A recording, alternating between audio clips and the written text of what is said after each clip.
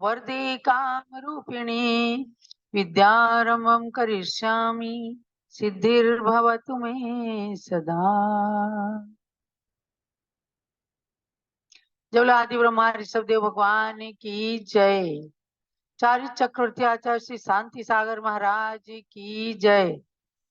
चारित्र चंद्रिका गणिनी प्रमुख श्री ज्ञानमती माता जी की जय। अयोध्या शाश्वत तीर्थ क्षेत्र की जय। धर्म प्रेमी भाइयों और बहनों, स्वाध्याय की श्रृंखला में संस्कृत व्याकरण की क्लास प्रारंभ करती हूँ और उसके पश्चात गुणानुवाद का कार्यक्रम रहेगा।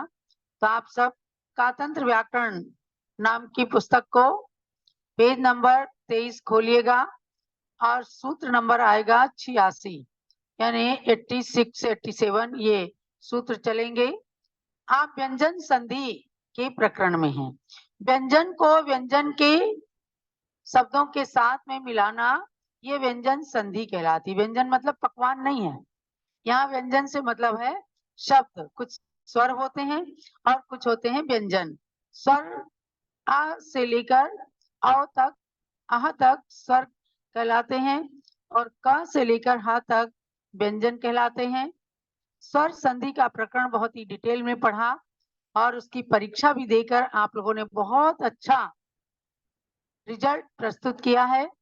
और अब ये व्याकरण की क्लास जिसमें व्यंजन संधि पढ़ाई जा रही है, आपको पहले बता दूं 10 अप्रैल को आपकी परीक्षा होगी और इसमें पूरा संधि प्रकरण जो 124 सूत्र तक है, यानी 60 सूत्र तक आपने परीक्षा दी है। अब उसके बाद 124 सूत्र तक विसर्ग संधि तक आपकी परीक्षा होने वाली है 10 अप्रैल तक। उससे पहले हम कोर्स को पूरा करेंगे और 10 अप्रैल को परीक्षा होगी आपकी व्याकरण की और 20 अप्रैल को अगली गोमट सार जीव कांड की परीक्षा होगी। उसकी डिटेल हम आपको कल बताएंगे गोमट सार की क्लास में। तो अब चलिएगा 85 नंबर सूत्र के बाद में देखिए नीचे भवान प्लस लुनाती, ये स्लेट दें, भवान प्लस लुनाती और भवान प्लस लिखती ये शब्द हैं। अब इसको व्यंजन संधि क्यों कहते हैं?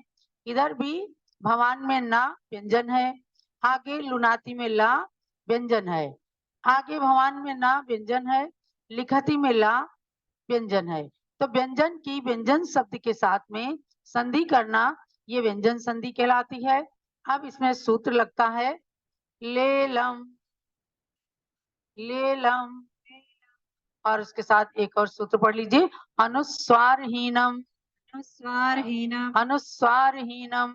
अनुस्वारहीनम। ये सूत्र कहता है कि लकार के आने पर पदांत नकार को लकार हो जाता है। यानी ये लकार है, लकार माने ल शब्द, ल शब्द के आने पर पहले के शब्द में जो ना है इसको भी ला हो जाता है।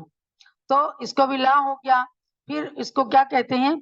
और ये लकार अनुस्वारहीनम का क्या है? और ये लकार अनुस्वारहीन होता है, मतलब बिना अनुस्वार के होता है।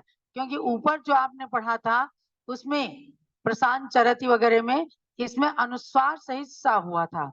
तो यहाँ पर अनुस्वार सहित ला नहीं हुआ, केवल न को ला हुआ है और अनुस्वार नहीं है, इसलिए इसमें माँ का उच्चारण बिल्कुल नहीं होगा। तो भवान प्लस लुनाती, इस ना को ला होकर के आधा ला और भवान लुनाती बन गया। यहाँ बैठे हुए आप सब तो नए हो, लेकिन इतनी व्याकरण तो सबको प्राइमरी में पढ़ाई जाती है। तो भवान प्लस लुनाती भवाल लुनाती हो गया। ऐसे ही भवान प्लस लिखती, ये भी लेलम सूत्र से ना को ल हो गया और अनुस्वार कोई नहीं है, तो भवाल लिखती आप लिखते हैं, ये हो गया। भवान माने होता है आप। अब है आगे भवान प्लस जयति, भवान प्लस झषयति, भवान प्लस यकारेण और भवान प्लस शेते। आगे सूत्र लगता है ज ज य शकारेषु यकारम, ज ज य शकारेषु इकारं, ज ज य शकारेषु यकारम। ज ज य शकारेषु ये इकारं। सूत्र कहता है कि ज झ य और श के आने पर पदांत नकार को यकार हो जाता है, माने कि उस वर्ग का अंतिम अक्षर हो जाता है। तो भवान प्लस जयति है, तो जा का अंतिम अक्षर है य, तो इसको क्या हुआ, ना को य हो गया, तो भवान जयति। इसमें उच्चारण तो ना का होगा, लेकिन इसको हुआ है इस चवर्ग का अंतिम अक्षर य हो गया, तो इससे इसका उच्चारण कैसे बनेगा, भवान जयति, भवान जयति। ऐसे ही झा के आने पर भी ना को यहाँ हो गया, भवाय तो जयति। भवान झषयति, भवाय भवान झषयति, ऐसे हो गया। और इसी प्रकार से आगे का जो भवान नकारेण है, भवान यकारेण, भवान शेते, तो इसको भी भवान शेते और भवान यकारेण ऐसा संधि हो गई है। और इस प्रकार से व्यंजन की व्यंजन के साथ संधि को मिलाने को व्यंजन संधि कहते हैं। और इसमें बहुत अच्छा ये है कि एक एक नियम को बताने वाला एक एक अलग सूत्र आ जाता है। इसलिए ज झ य और श के आने पर ना को य हुआ है, ये बात इसके अंदर संधि के साथ बताई। भवान जयति, भवान झषयति, भवान यकारेण और भवान शेते। अब आगे का प्रकरण आपको आगे बताएंगे। अब हम चलते हैं